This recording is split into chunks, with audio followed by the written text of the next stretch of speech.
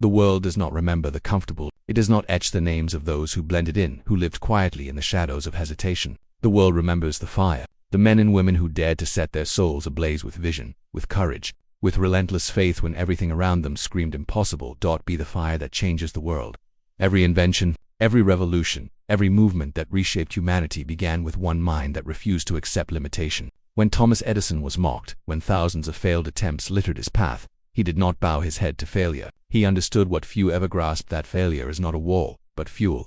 Each spark, each defeat, added oxygen to the flame of his persistence. He was not waiting for permission. He was not asking the world to believe in him. He became the fire, and the world had no choice but to gather around his light. What about you? How long will you wait for approval before igniting your own destiny? How many more mornings will you wake up wishing for change while refusing to step into the furnace of discipline that forges greatness? The truth is this: success is not a gift. It is fire, demanding, consuming, and purifying. It does not bend to the weak. It does not yield to the hesitant. It bows only to the relentless spirit that dares to command it.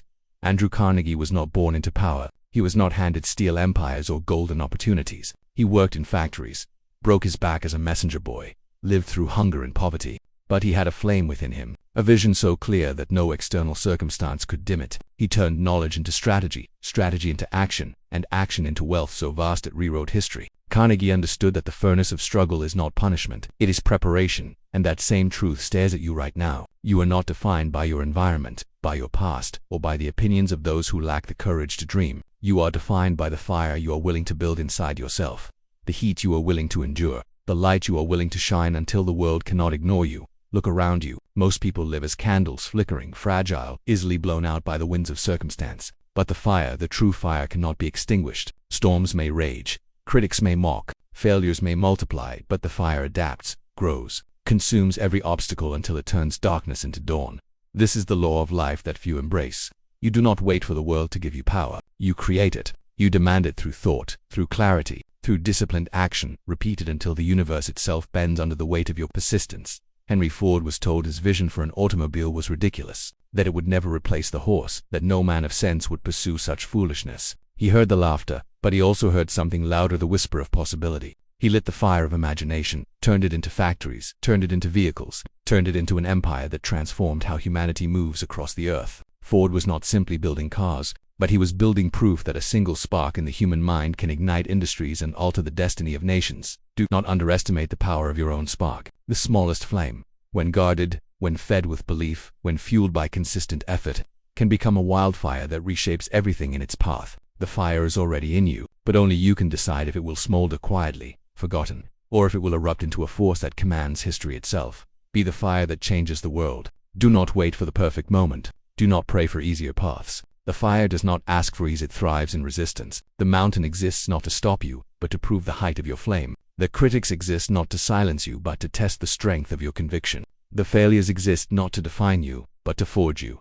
You are not here to live small. You are not here to simply survive. You are here to ignite, to transform, to burn so brightly with purpose that generations from now, people will point to your flame and say, "That one lit the way." Be the fire that changes the world.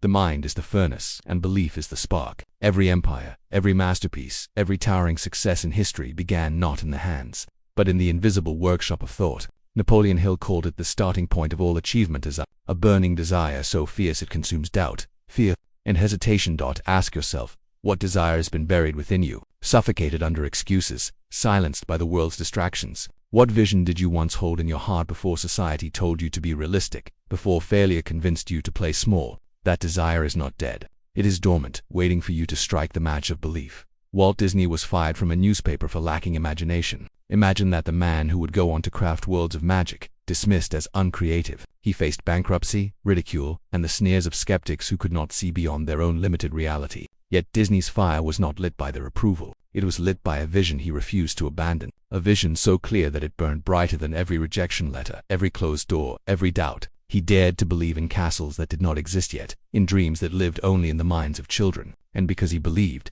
the world eventually believed with him. Belief is the alchemy that transforms nothing into something. Without it, ideas remain shadows. With it, impossibilities bend. The Wright brothers had no investors, no university degrees, no armies of experts. They had belief. They looked at the sky and refused to accept gravity as a prison. While others laughed, they built wings. While others mocked, they tested. While others predicted failure, they took flight. That is the power of belief. It is not logical, it is not polite, and it is never easy. Belief demands that you look at a world of limits and declare, I refuse. It demands that you take what exists only in imagination and fuel it until reality has no choice but to catch up. But belief alone is not enough. The fire cannot survive on sparks, it must be fed. Discipline is the oxygen of the flame. Without it, even the brightest vision will die in the darkness of procrastination. Discipline is not punishment, it is freedom. It is the quiet force that separates dreamers from doers, intention from manifestation. When you rise before the sun, when you practice while others sleep, when you choose focus over distraction, you are not sacrificing comfort, you are stoking the fire. Every repetition, every moment of consistency adds fuel until your vision becomes unstoppable. Look at Abraham Lincoln. Failure after failure followed him. In business, in elections, in personal tragedy. Any man would have surrendered. Any man would have chosen the easier path of silence. But Lincoln chose discipline. He disciplined his mind to rise after every defeat, to refine his character through hardship, to sharpen his words until they carried the weight of nations. And when the time came, his fire burned bright enough to hold a divided nation together. Discipline is not glamorous. It will not earn applause in the beginning. People may not notice your quiet persistence, your unseen sacrifices, your daily battles against comfort and laziness. But discipline does not need applause. It needs results. And results are inevitable when the fire is fed daily with unshakable commitment. Yet understand this, the fire will test you. Life will test you. You will face seasons of doubt, moments when the flame flickers, when the winds of failure and fear threaten to snuff you out. This is not a sign to quit. This is the furnace of greatness. Steel is not forged in comfort. Diamonds are not formed in ease. The fire of resilience is born in the moments when everything inside you whispers give up, and yet you stand taller. You breathe deeper. You refuse to bow. When Henry Ford's first company collapsed, when banks laughed him out of meetings, when experts declared his vision a fantasy, he could have surrendered, but he chose resilience. He chose to strike again, to keep hammering at the impossible until the impossible gave way. His fire did not just create cause. It created a legacy of determination that still fuels the engines of ambition today. So remember this, your fire is not measured by how brightly it burns when life is easy. It is measured by how fiercely it survives when life is trying to drown it. Anyone can glow in the sunlight of success, but only the few, the great, the legendary, can blaze through the storms of failure, through the nights of doubt, through the winds of criticism, and still rise with fire in their eyes. Be that fire. The world does not need more people who wait for opportunity, who beg for certainty, who surrender to fear. The world needs men and women who burn with such intensity that they light the way for others. Be the fire that changes the world. Greatness does not arrive in one moment. It is sculpted, day by day, strike by strike, like a blacksmith at the forge. Each challenge you endure, each temptation you resist, each sacrifice you make becomes the hammer that shapes your destiny. The question is not whether the fire is in you, it is whether you are willing to keep feeding it long enough for the world to feel its heat. Vision without persistence dies. Talent without effort fades. But persistence in yielding, stubborn, relentless persistence is the rarest force in the world. Most people stop at the first sign of struggle. They confuse resistance for rejection, failure for finality, delay for denial. But the fire knows better. The fire knows that every delay is fuel, every obstacle is oxygen. Every failure is a test of how badly you are willing to burn for what you believe. Look at Colonel Sanders. At the age of 65, when most men are retreating into comfort, he carried a recipe in his hand and a fire in his soul. He knocked on door after door, rejected over 1,000 times before someone finally said yes. Today, his name is spoken across continents. His flame did not extinguish when others laughed. His flame expanded because he refused to stop knocking. That is persistence. That is fire. But persistence alone must be guided. The fire without direction will burn wildly and consume itself. Clarity is the compass that channels the flame into creation rather than destruction. You must know what you want, not vaguely, not half-heartedly, but with a definiteness that sears itself into your very being. Napoleon Hill called it the chief aim, the definite purpose. Without it, your energy scatters like sparks in the wind. With it, your fire becomes a torch that cuts through every shadow of doubt. Close your eyes and see it, not as a distant hope, not as a someday dream, but as if it were already burning in your hands.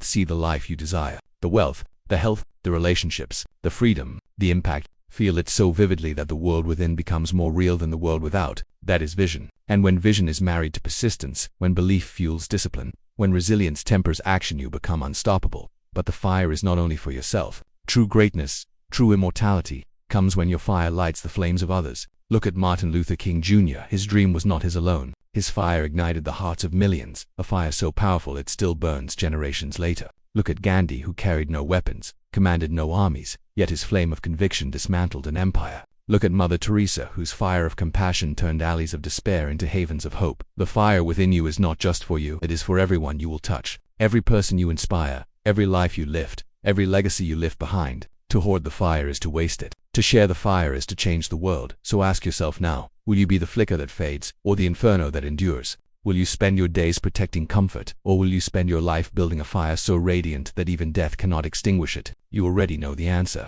Because deep within you, the fire is calling. It has been whispering in your quiet moments, stirring in your restless nights, pressing against the walls of your hesitation. It is not satisfied with survival. It is not content with mediocrity. It demands expression, expansion, transformation. It demands that you rise. So rise. Burn away the excuses, the fears, the doubts that have chained you. Burn away the small thinking, the toxic voices, the limitations of yesterday. Burn until all that remains is the purified version of youth, a you who is ready to build, ready to lead, ready to ignite. Be the fire that changes the world. Not someday. Not when conditions are perfect. Not when it's safe.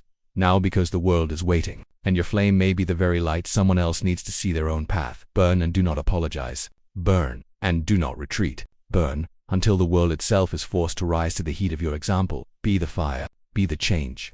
Be the light that outlives the darkness. And when your final day comes, when your body returns to dust, let it be said, here was a soul that did not flicker. Here was a life that did not hide. Here was a fire that burned so brightly. The world will never forget its glow. Be the fire that changes the world.